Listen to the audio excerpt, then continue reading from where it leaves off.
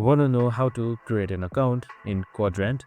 Well, no worries. In this video, I'm going to show you an easy step-by-step guide on how you can create a simple free account in Qdrant in just under a minute. So let's get straight to it. Now, Qdrant simply is a vector search engine which is basically used for some AI agents, which helps you in a better search results and search engine. So let's get straight to it. Now, creating an account is super simple. On the top right side, you should be seeing this get started icon right here, right beside login, so you can just simply select that. And now once you have selected that, here you should be seeing the login form opening up.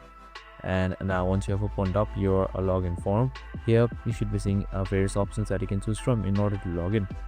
So you can just simply type in your email, or just simply continue with Google or continue with GitHub. So I'm just going to continue with Google for this one. So it should open up an external browser where you can just simply choose your account and just simply log in easily. So now once everything is done, you should be logged in, as you can see right here, after a while. And that's it. As you can see right here, you have been successfully logged in into Qdrant. I hope this video helped. If it did, make sure to like, subscribe and tune in with us for more of these videos. See you on the next one.